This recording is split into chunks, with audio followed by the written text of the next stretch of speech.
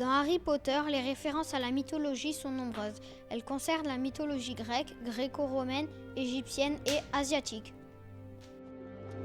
Harry Potter, tu dois t'en aller. De nombreuses créatures te connaissent ici. La forêt n'est pas sûre ces temps-ci. Surtout pour toi. Mais qu'est-ce que c'était, cette chose dont vous m'avez sauvé?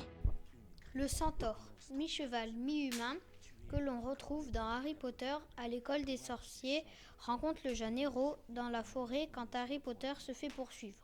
Mais le prix à payer est terrible, car on a tué un être si pur qu'à l'instant même où le sang touche les lèvres, on n'a plus qu'une demi-vie, une vie maudite. Ton oiseau a crevé les yeux du basilic, mais il peut toujours t'entendre. Dans le tome 2, le basilic est tiré de la mythologie gréco-romaine.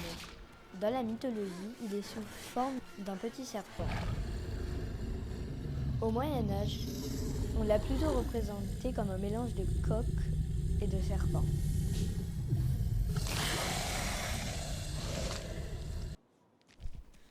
Dans Harry Potter et la coupe de feu, le dragon que l'on retrouve dans l'arène est issu de la mythologie chinoise et occidentale. La particularité du dragon, c'est qu'il crache du feu.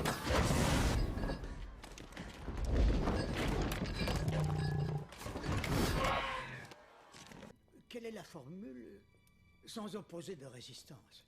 Eh bien, sachez que je n'ai pas l'intention d'aller à Azkaban. C'en est assez. Emmenez-le! Dans le tome 5, le phénix est tiré de la mythologie égyptienne et grecque. Le phénix est un oiseau qui renaît de ses cendres et peut vivre au moins 500 ans.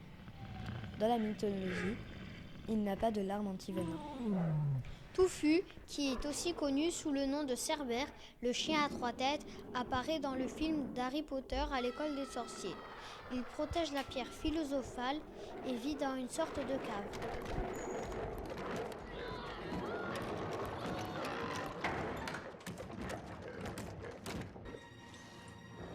Et là, on fait quoi?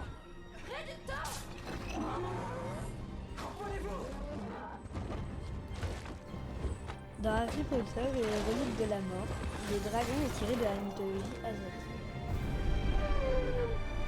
C'était brillant! Vraiment brillant! La plupart des monstres de Harry Potter nous paraissent très réalistes car ils font référence à une croyance populaire connue de tous, la mythologie.